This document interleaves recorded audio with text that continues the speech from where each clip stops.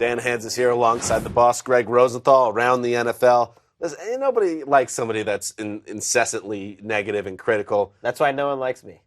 That's not true. I like you, Greg. But let's be critical in this spot. Free agency underway. Let's get into some moves that will not work out, in our opinion. We'll start with Mario Williams in Miami. Weird moves going on in Miami, and I think Mario Williams is the weirdest because you don't win championships paying big money for guys that were just a problem as a free agent in another place. What are the odds that he's going to bounce back and start trying harder at age 30, and you're paying him 2 years, $17 million?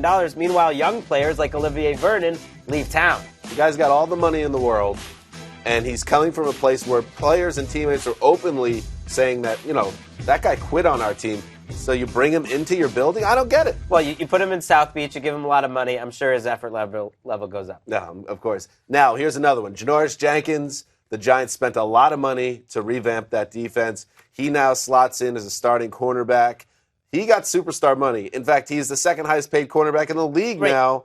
And that seems like an overspend move by a desperate GM and Jerry Reese. Absolutely. They are spending because they feel like they have to win now. But you look at Janoris Jenkins, he was the number 2 cornerback on the Rams, according to the Rams, who had him in the building for 4 years. They chose to keep Tremaine Johnson. I question if Janoris Jenkins is a better player than Prince Amukamara, who's about to leave as a free agent. To me, those are similar type of players.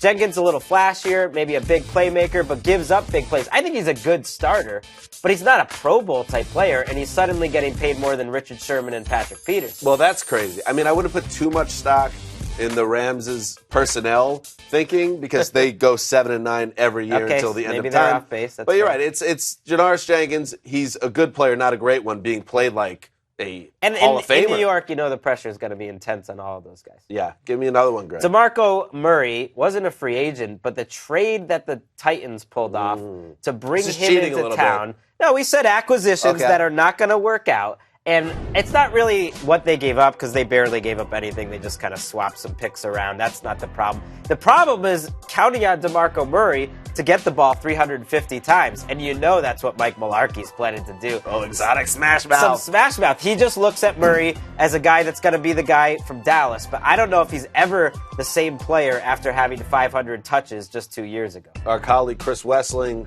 often says, you know, look at the game, not the name.